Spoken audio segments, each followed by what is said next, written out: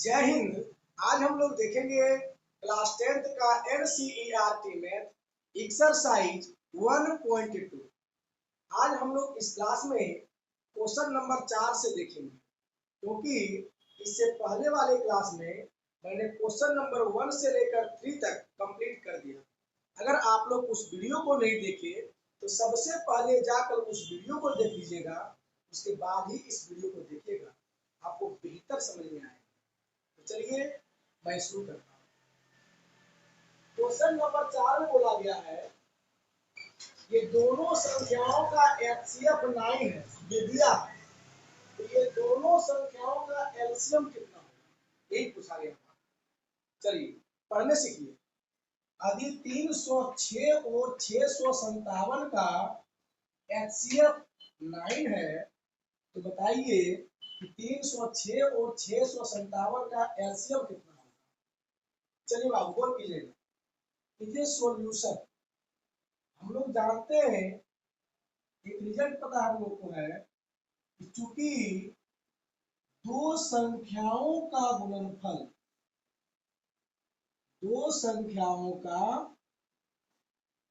गुणनफल बराबर होता है एचसीएफ गुने एलसीएम। ये रिजल्ट हम लोगों को पता है।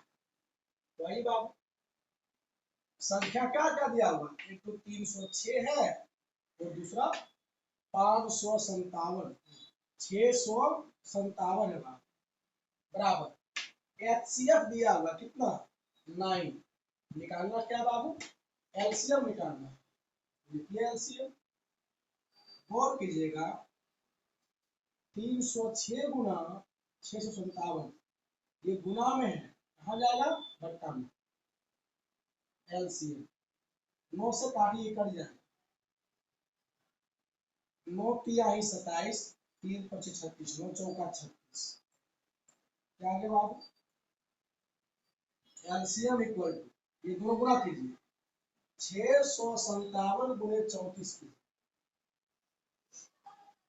7 चौक 28, बाकी 2 5 24 और 2 22, 6 चौक 24 और 2 26, 7 तिहाई 21, 5 तिहाई 15 और 2 17, 6 तिहाई 18 और 1 19, 8 2 1 3, 7 6 13, 2 11 1 12, आ गया 22,338। यही आपका आंसर होगा, इसको नोट कीजिए। क्वेश्चन नंबर 5 को देखिए। इसमें बोला गया है जांच कीजिए कि क्या किसी प्राकृत संख्या n के लिए संख्या 6 टू द पावर n अंक 0 पर समाप्त हो सकता है। इसका मतलब कि 6 टू द पावर n का जो इकाई अंक है वो क्या 0 पर समाप्त हो सकता है।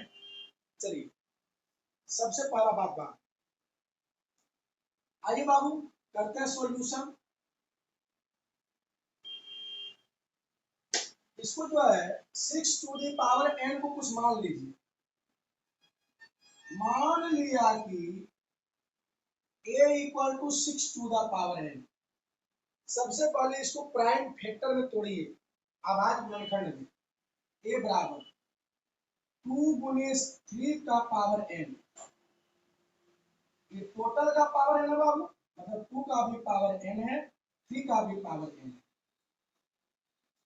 तो बाबू ध्यान दीजिएगा, किसी भी संख्या का जो इकाई अंक है ना, वह शून्य पर तभी समाप्त हो सकता है जब उसके अभाज्य गुणनखंड में 2 और 5 की घात वर्तमान है।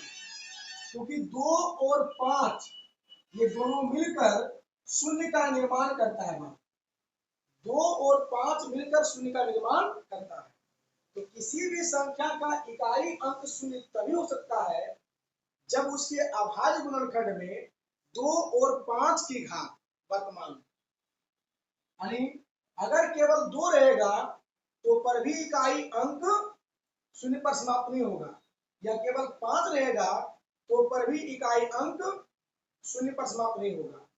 किसी भी संख्या का इकाई अंक शून्य पर समाप्त होने के लिए उसके अभाज्य गुणनखंड में 2 और 5 की घात वर्तमान होनी चाहिए। अब देखिए यहाँ गौर से, यहाँ पे देखिए, यहाँ पे a के अभाज्य गुणनखंड में 2 की घात है, क्या 5 की घात है? नहीं, इसमें केवल 2 की घात है और 3 की घात है, 5 की घात नहीं है। तो जब इसके अभाज्य गुणनखंड में 5 की घात वर्तमान नहीं है, इसीलिए इसका इकाई अंक 0 पर समाप्त नहीं हो सकता। लिखिए यहाँ a के, इसका नाम भर दिए a के अभाज्य गुणनखंड में 2 की घात वर्तमान है, 2 की घात वर्तमान है, लेकिन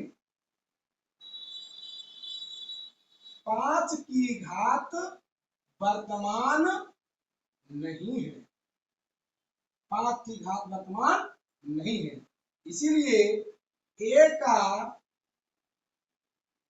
इकाई अंक 0 पर समाप्त नहीं हो सकता। यही आपका आंसर हुआ। इसको नोट कीजिए अपने। क्वेश्चन नंबर 6 में बोला गया है, व्याख्या कीजिए कि ये और ये भाज्य संख्या क्यों है। अरे ये दोनों भाज्य संख्या है, अगर भाज्य संख्या है तो भाज्य संख्या क्यों है? ध्यान दीजिए, भाज्य संख्या किसको कहते हैं? ऐसी संख्या जिसके अभाज्य गुणनखंडों का गुणनफल जो है 1 से अधिक हो, उसको भाज्य संख्या कहते हैं। आइए समझते हैं। कीजिए पहले सॉल्यूशन, इसका कुछ नाम धर देते हैं। मान लिया कि a बराबर 7 गुने 11 गुने 13 प्लस 13।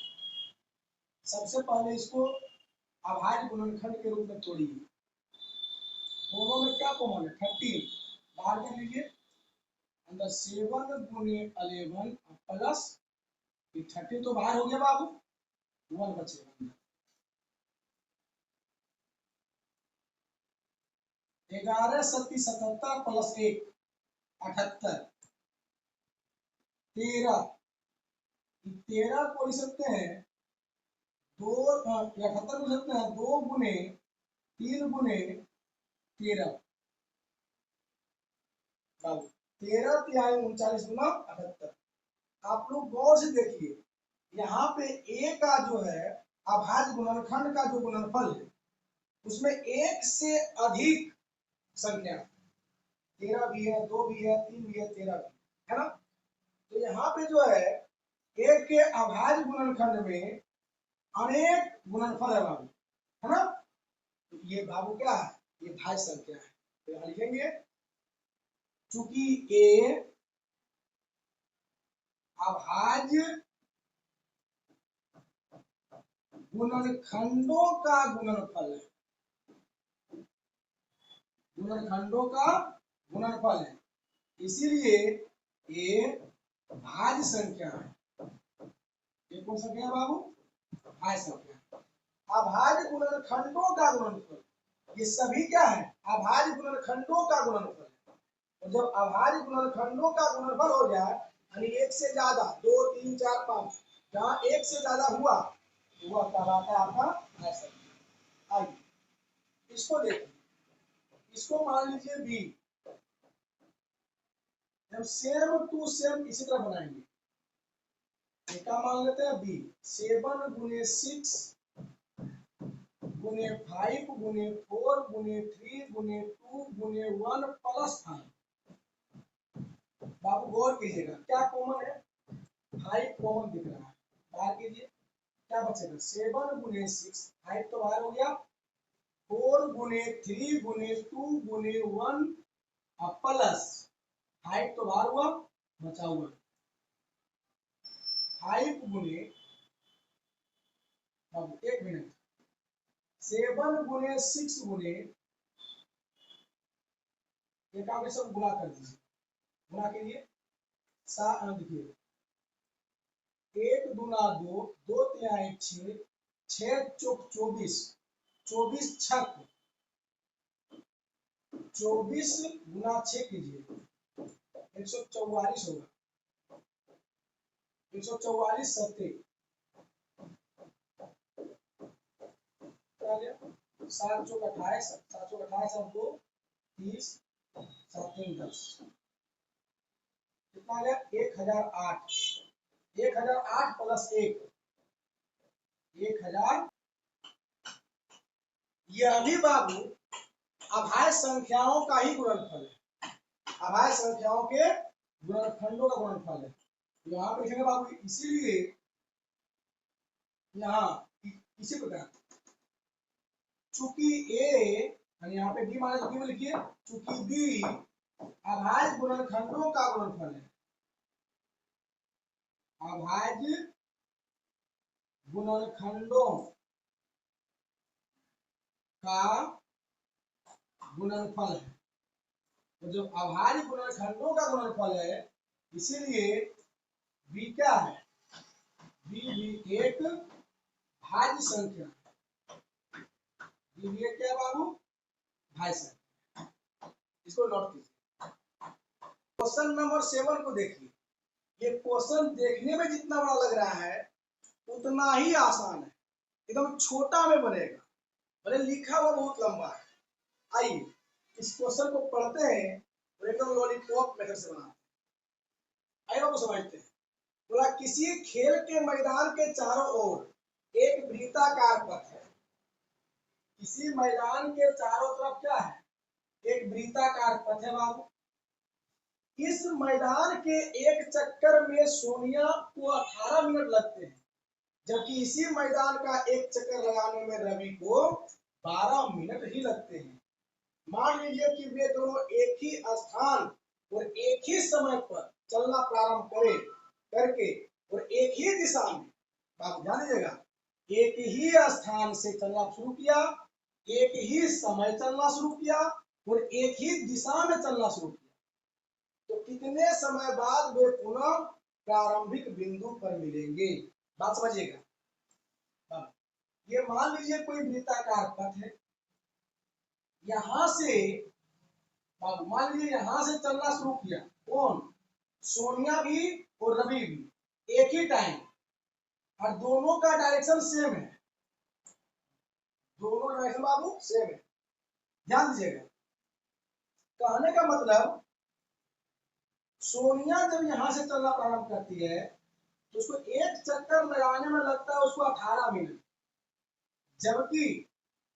रवि जब यहां से चलना शुरू करता है उसको एक चक्कर लगाने में लगता है उसको 12 मिनट जब दोनों एक ही समय एक ही बिंदु से चलना प्रारंभ करेंगे तो बताइए ये दोनों फिर इसी बिंदु पर कितना बजे फिर आके मिलेगा ठीक बोला है ना कितने समय बाद वो दोनों आकर के फिर इसी बिंदु पर मिलेगा चलिए जब भी इस प्रकार का क्वेश्चन पूछ देना बाबू दिमाग ज्यादा नहीं लगाना डायरेक्ट दोनों का एलसीएम निकालना है आंसर 18 और 12 का एलसीएम निकाल दीजिए आंसर हो जाएगा वो 36 क्योंकि 18 और 12 का एलसीएम कितना होता है 36 बस काम करते आंसर 36 होगा आइए सॉल्यूशन करते हैं ध्यान दीजिएगा एलसीएम ऑफ किसका 18 और 12 ना बाबू क्या करेंगे बाबू सबसे पहले 18 को प्राइम फैक्टर में तोड़िए और 12 को भी तोड़िए 2 9 18 3 तिहाई 9 2 छक्का 12 2 तिहाई 6 बाबू बोल कीजिएगा 18 को क्या लिखेंगे 2 गुने 3 गुने 3 12 को बाबू 2 गुने 2 गुने 3 एलसीएम कैसे निकालते हैं पता है ये दोनों कॉमन है ये दोनों कॉमन जो कॉमन है उसको तो लिखवे करेंगे मतलब उसको भी लिखेंगे जो नए दोनों में कॉमन है 2 और 3 नए कॉमन 2 तिहाई 6 दूना 12 तिहाई 36 यानी 36 मिनट के बाद वो दोनों किसी बिंदु पर आकर के जुड़ हो जाएगा, यानी मिल जाएगा। ये हो गया आपका आंसर। देखिए अगर 2 नंबर में पूछेगा तो थोड़ा ऐसा ऐसे निकालिएगा, 1 नंबर में पूछेगा ना तो इतना करना भी ना है, डायरेक्ट जब बचपन में करते थे लघुत्तम किसका 18 और 12 का, 2 नंबर 18, 2 छक्का 12, बाबू 3 से 3 तिहाई 9, 3 दूना 6, 2 गुने 3 गुने 3 गुने 2 आएगा आपका 36 आंसर। बात समझे? इस प्रकार बनाइएगा। इसी के साथ आज आपका ये टॉपिक समाप्त हो गया। मैं आशा करता हूं कि आपको समझ में आया होगा। इसी के साथ जय हिंद।